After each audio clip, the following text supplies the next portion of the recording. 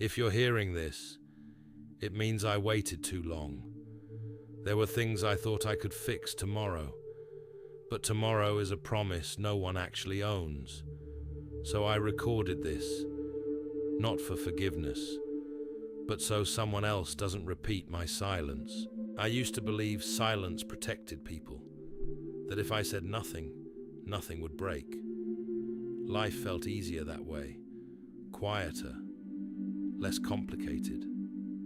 There was someone I should have spoken to years ago, not an enemy, not a stranger, just someone who slowly became distant while I told myself I would fix it tomorrow.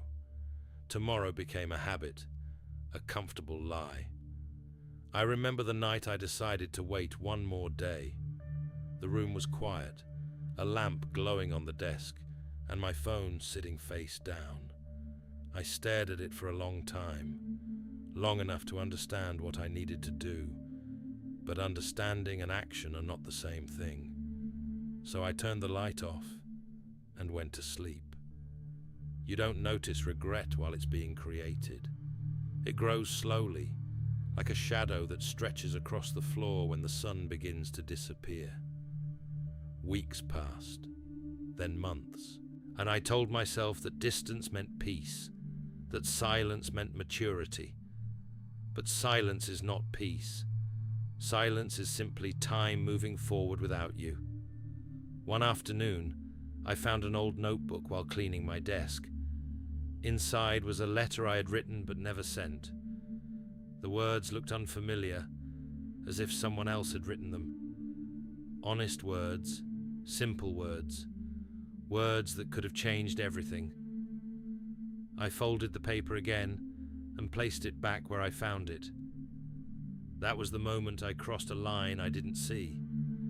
The world does not pause while we hesitate. People move, feelings change, and doors close quietly, without warning. By the time I finally reached for the phone, the voice I wanted to hear was already gone from my life. There was no argument, no dramatic ending, just absence. And absence is louder than any goodbye. I used to think regret was loud, full of anger or tears. But real regret is quiet. It sits beside you while you drink your morning coffee. It follows you into empty rooms.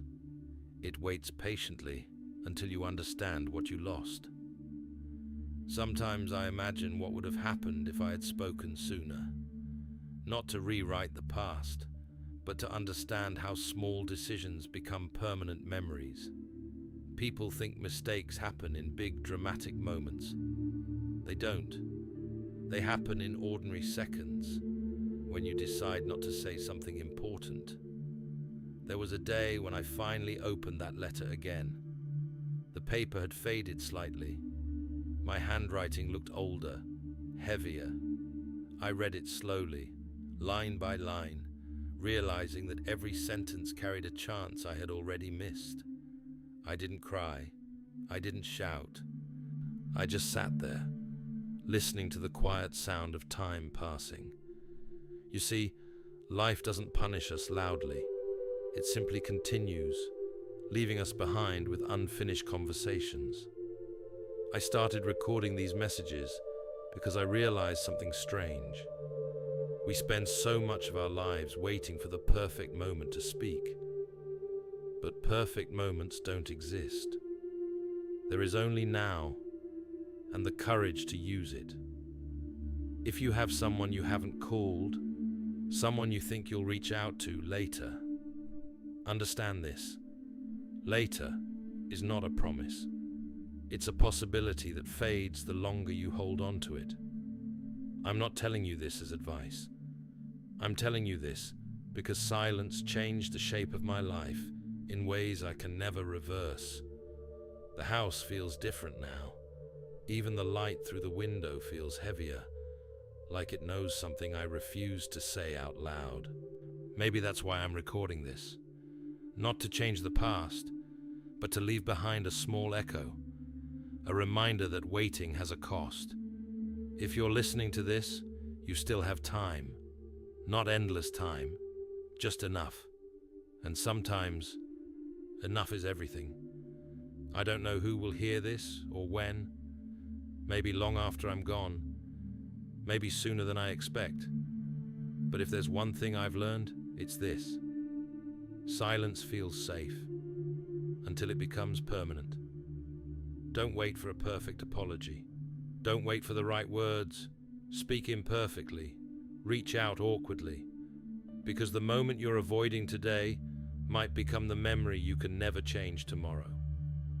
This may be the last thing I ever record. So listen carefully, not to me, but to the quiet spaces in your own life. They are telling you something, and if you can still hear them, it means your story hasn't ended yet. If you still have someone you're avoiding, don't wait. Silence feels safe until it becomes permanent. This may be the last thing I ever record, so don't make my ending your beginning.